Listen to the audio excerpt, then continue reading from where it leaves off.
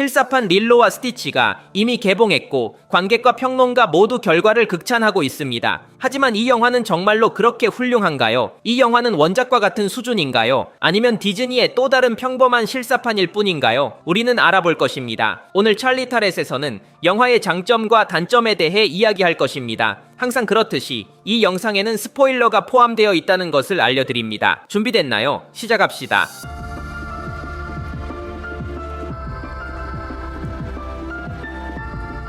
제가 첫 번째로 좋았던 점은 원작 영화의 본질입니다. 릴로와 스티치는 2002년에 개봉한 애니메이션 영화입니다. 우정과 가족 사랑이라는 메시지를 담은 그 이야기는 온 세대에 큰 영향을 미쳤습니다. 이러한 배경 속에서 새로운 영화는 큰 기대를 충족시켜야 했습니다. 다시 관객을 사로잡기 위해 훌륭한 작업이 필요했고 저는 그들이 그것을 해냈다고 말할 수 있습니다. 새로운 영화는 원작의 가장 중요한 요소들을 전달하는 데 성공했습니다. 가족 사랑이라는 메시지, 어린이용 유머, 그리고 캐릭터들의 매력이 모두 그대로 살아있습니다. 주인공들의 연기는 훌륭했습니다. 스티치는 멋졌습니다. 재미있고 매력적이며 진심으로 웃음을 자아냅니다. 동시에 굉장히 귀엽기도 합니다. CGI로 만들어진 생물이지만 그럼에도 불구하고 생생하고 진짜처럼 느껴집니다. 릴로는 정말 멋졌습니다. 배우 마이아 케알로하는 흠잡을 데 없는 연기를 보여줍니다. 그녀는 굉장히 다정한 주인공으로 원작 릴로의 아기자기한 감성을 그대로 전달합니다. 난이도 정말 훌륭했습니다. 원작 영화에서 그녀는 릴로를 돌보기 위해 어쩔 수 없이 엄마 역할을 맡게 된 언니였습니다. 그 막중한 책임은 그녀의 성격에 큰 영향을 미쳤습니다. 이번 실사판도 그녀의 본질을 잘 지켜냈습니다. 이야기 면에서도 영화는 꽤 충실했고 원작의 80% 정도를 그대로 따랐습니다.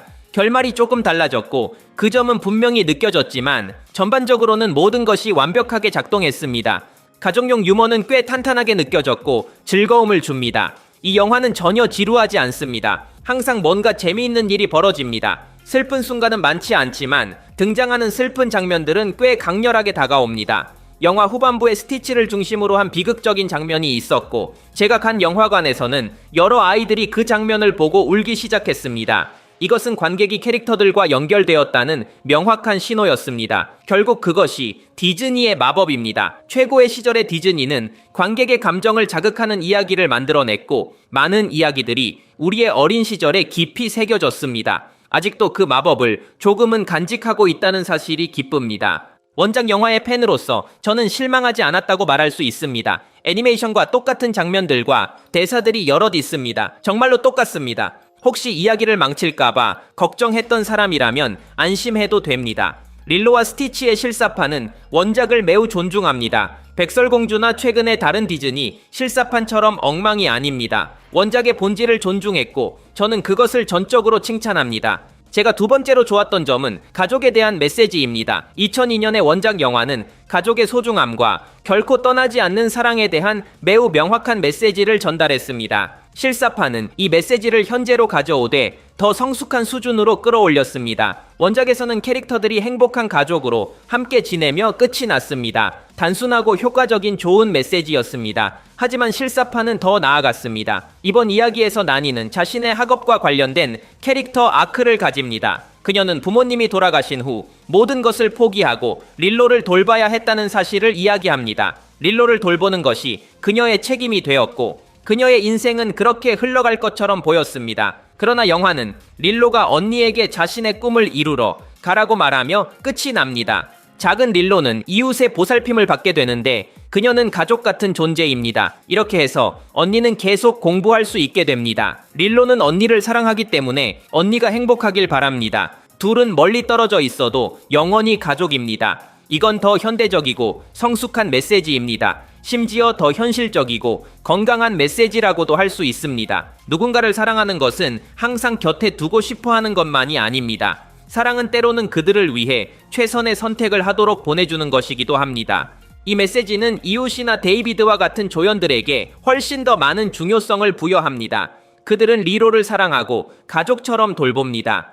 기본적으로 이 메시지는 유전자를 공유하지 않아도 가족이 될 수 있는 사람들이 있다는 것을 우리에게 상기시켜 줍니다. 이 메시지는 영화의 본질과도 매우 잘 맞습니다. 왜냐하면 스티치 또한 가족에 추가된 구성원이기 때문입니다. 그래서 억지스럽거나 어색하게 느껴지지 않습니다. 단지 원작 애니메이션의 메시지를 확장해서 더 멀리 나아간 것입니다. 저는 이 점이 정말 멋지다고 생각했습니다. 세상에는 전통적인 엄마, 아빠, 자녀로 구성되지 않은 다양한 가족이 존재합니다. 때로는 부모가 없는 가족도 있으며 할머니, 삼촌 또는 친구들이 부모의 역할을 맡습니다. 이런 일은 현실에서도 일어나며 영화에서 이를 보여줘서 기뻤습니다. 이제 제가 느낀 부정적인 점, 즉 이야기의 변화에 대해 말해보겠습니다. 새로운 각색이 꽤 충실하긴 하지만 그래도 중요한 변화들이 있었습니다. 어떤 변화는 전혀 거슬리지 않지만 어떤 변화는 분명히 느껴지고 열성 팬들에게는 실망을 줄 수 있습니다. 예를 들어 간투를 완전히 삭제했습니다.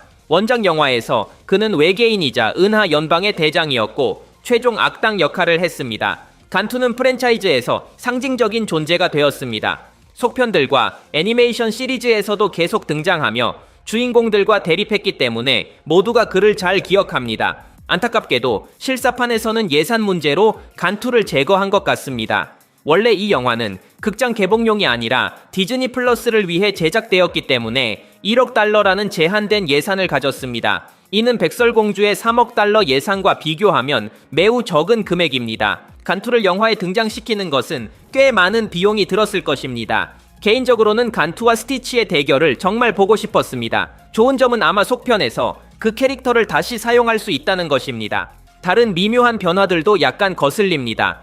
예를 들어 이번 영화에서는 전바가 원작보다 훨씬 더 악당으로 묘사됩니다. 애니메이션의 전바도 물론 적대적인 인물이었지만 영화 중반에는 나니의 동맹이 되었고 주인공들을 도와 리로를 구출하기도 했습니다. 즉, 그는 그렇게 나쁜 인물이 아니었죠. 하지만 실사판에서는 완전한 악당이 되어버렸습니다. 이 결정은 아마 간투를 삭제했기 때문에 새로운 악당이 필요해서 내려졌을 것입니다. 적응상의 필요로 인한 다른 변화들도 있습니다. 예를 들어 전바와 플리클리는 원작 영화에서처럼 인간 옷을 입고 변장하지 않고 인간으로 변신하는 위장 시스템을 사용합니다. 이것은 일부에게는 불만일 수 있지만 저에게는 이해할 수 있는 변화였습니다. 현실 세계에서 외계인이 인간 옷을 입는다고 해서 속일 수 있을 리는 없으니까요. 그런데 왜 이 점을 부정적으로 언급하냐고요? 그것은 바로 인간 버전의 전바와 플리클리가 전혀 인상적이지 않았기 때문입니다. 저는 그들을 아주 쉽게 잊어버릴 수 있을 것 같았습니다. 외계인 버전이 훨씬 더 재미있었는데 제작진이 예산을 아끼기 위해 그걸 피한 것이 느껴졌습니다. 외계인의 CGI를 줄이기 위한 선택이었던 거죠. 깊이를 조금 잃어버린 캐릭터들도 있습니다. 예를 들어 코브라 버블스 요원입니다. 두 영화 모두에서 그는 조연이지만 애니메이션에서는 리로와의 연결이 더 탄탄했습니다. 그 영화의 초반부터 그는 사회복지사였고 리로를 위해 최선을 다하고자 했습니다. 그래서 애니메이션의 마지막에서 그가 리로를 지키기 위해 싸우는 장면이 더 자연스럽게 느껴졌습니다. 반면에 실사판에서는 코브라 버블스가 사회복지사로 가장한 ABI 요원입니다.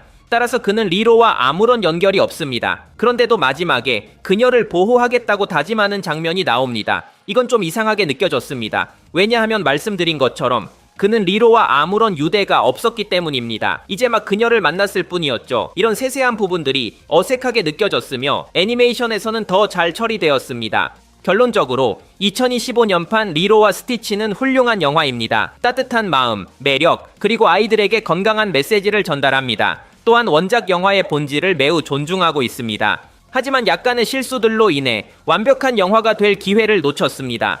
그래도 저는 물론 이 영화를 추천합니다. 오늘의 이야기는 여기까지입니다. 영상을 좋아하셨다면 좋아요를 눌러주시면 큰 힘이 됩니다. 더 많은 영상을 위해 구독하는 것도 잊지 마세요. 들어주셔서 감사합니다. 저는 찰리이며 앞으로 또 뵙겠습니다.